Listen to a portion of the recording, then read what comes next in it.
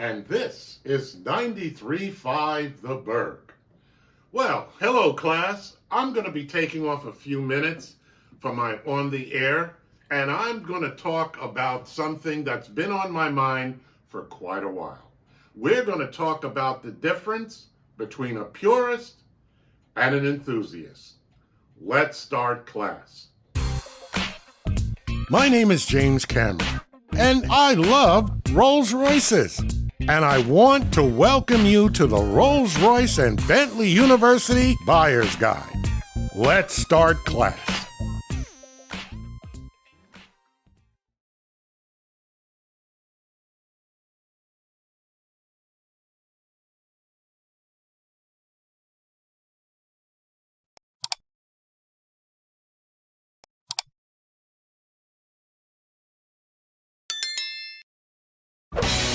I'm Josh Wicks of Wicks and Kustoms, and I'm proudly sponsor this video.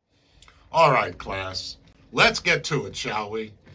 Because when you're dealing with Rolls-Royce or Bentley motor cars, there's two groups of people. That's what it boils down to. You have purists and you have enthusiasts. Now, what is the difference between the two? Well, let me start with enthusiasts because that's the side I fall on. Like I said from the very beginning of these classes, I was in love with Rolls-Royce and Bentley motor cars. Since I was 13 years old, my dream was to be able to own and drive one of these cars. I worked for a number of companies that actually had them. And I thought that that was going to be the closest I ever got to being able to experience these marks.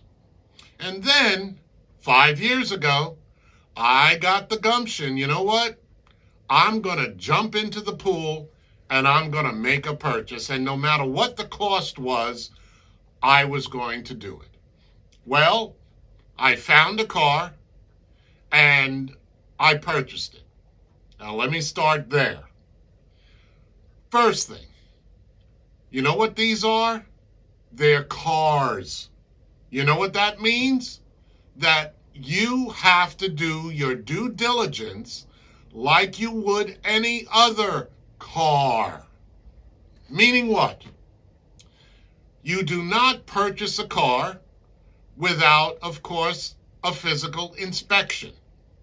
And if you can't afford that physical inspection, you get a company that will go out and do that inspection for you. And then you have to make a choice based on what they come up with. Well, it's a sound car. You're going to have to, let's say, redo the wood, or you're going to have to redo the seats, or maybe certain parts of the interior. But mechanically, it is a sound car. So now you have to make a decision. Are you still going to follow through with that purchase? And if you are going to follow through with that purchase, are you going to give them the same money that they're asking for based on what has to be done with it? So the second thing that you have to do as well is to make sure, based on what has to be done, that you research that to find out what the costs are going to be. Because all of these cars, all of these marks are sold as is. That is why you know that no matter what anybody tells you, it is a car. Now, the next thing that you have to do is to find out how are you going to, if needed, and most of the time it is, restore this car. Now, as I said, I am an enthusiast. Now, what does that mean? That means I'm very enthusiastic about having a Rolls-Royce. I love it. I love the experience. I love the feeling of getting into it. I love the experience of driving it and actually, yes, having people come up and flock around it and ask a million questions.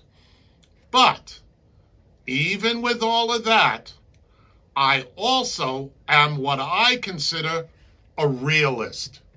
Meaning, am I going to spend $3,000 to $4,000 getting the wood restored? Now, my answer very simply is no. Some people will say, well, if you cannot afford that price to get it, quote unquote, to Rolls-Royce standards, well, then maybe you should not even have the car. Well, I don't agree with that. I agree, and I'm not combining the two. I'm just trying to make an emphasis as to what people will understand. It's like getting a dog from a shelter or getting a pedigree dog from kennels that specialize in dog breeding. Now, the dog breeding dog, the dog bred dog, is still a good dog. And it's a pedigree. You might be able to get a similar dog, but that dog has been neglected or doesn't have the right markings and so on and so forth. It doesn't mean that you're going to love that dog any less. If anything, you're probably going to love that dog more. My point is very simply this, and I'm not trying to compare apples to oranges. What I'm just trying to say is that it is a car. And it is better to have a person who loves these cars. Maybe no, they can't afford the $3,000 to $5,000 redo.